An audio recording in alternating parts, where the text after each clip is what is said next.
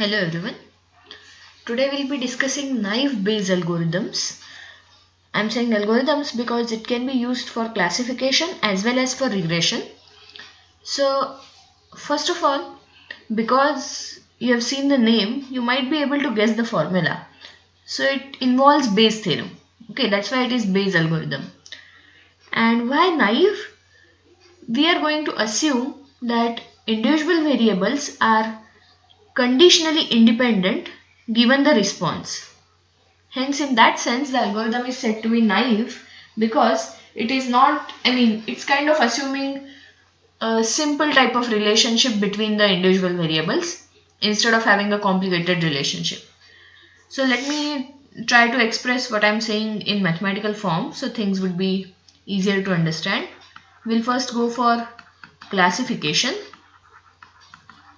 So, suppose I have variables x1, x2, xp as regressors and y as response, and response is a class variable. Okay, so our aim is to predict class for a new variable, right? So we try to compute probability of y being equal to certain value yi given x, right?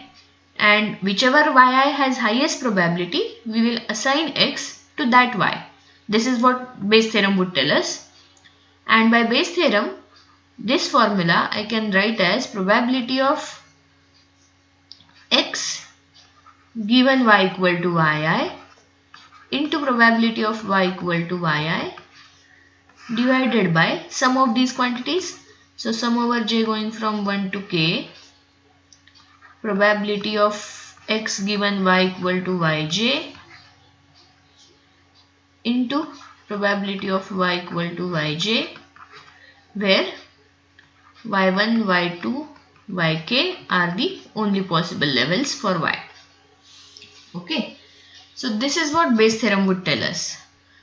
Now, anyway, the denominator is going to be same for every yi, so we can ignore the denominator. So what we will say is this probability y equal to yi given x will be proportional to probability of x given y equal to yi into probability of y equal to yi. Now, the naive Bayes algorithm tells us that this probability, the first term on the right hand side, this probability can be broken down into probability of x1 given y equal to yi into probability of x2 given y equal to yi and so on into probability of xp given y equal to yi. And of course the last term remains as it is. So this probability can be broken down like this. Now ideally this is probability of a vector, and now we are writing it as product of the probabilities of the components. So we are assuming conditional independence given the class, given the response. Okay. Hence in that sense the algorithm is naive because it assumes the conditional independence. Now, of course, most of you might have felt that this is a very simplistic type of arrangement. In reality, it may not be true. In reality, conditionally, variables may not be independent. However, the algorithm still works fine in many of the cases. Okay, so that is the interesting part of it. So, even though the algorithm is naive, it does do a good job in many cases. So final formula we will write as probability of y equal to yi given x is proportional to product over j going from 1 to p probability of xj given y equal to yi, and this whole thing into probability of y equal to yi. This part is actually prior probability type of thing. Prior probability can be obtained either from domain knowledge or by simply checking how many observations belong to ith class from the training data. Okay, so prior probability can be estimated that way. And how do you estimate these conditional probabilities?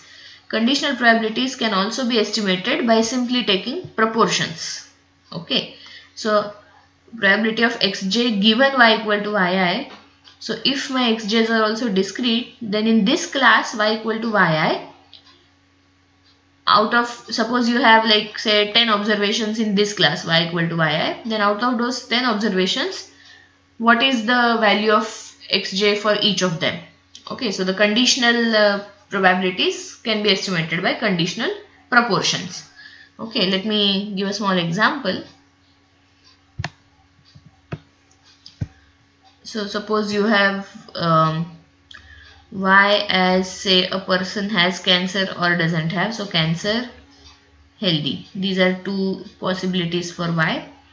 And let me take x1 as say gender and x2 as say age. Okay, and let us have data on say 5 people. So x1, x2, y. x1 is gender, so suppose we have male, male, female, male, female. Age, let me take 60, 58, 69, 68, 70, and y is say 11100. Has cancer, doesn't have cancer. Okay, so prior probability, if I want to base purely on the basis of this data, prior probability for y equal to 1 would be estimated as 3 by 5, and prior probability for y equal to 2 would be estimated as 2 by 5.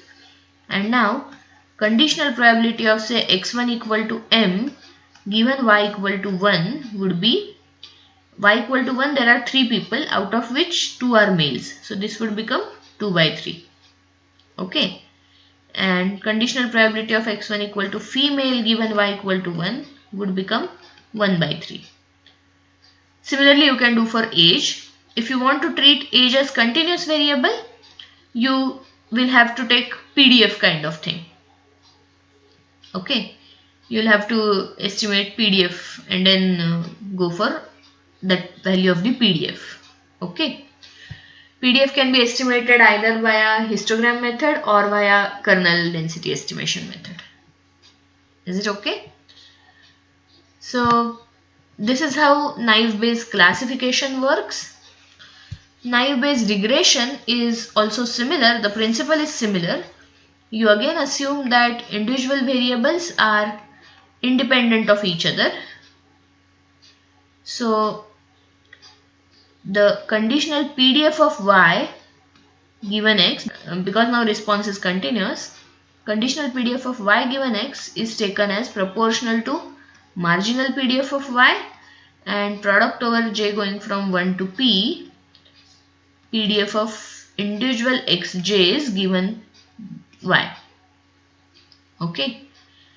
Now you may assume that x1, x2, xp, comma y, if all xi's are continuous, then this has p plus 1 variate normal distribution with some mean vector mu, variance coherence matrix sigma.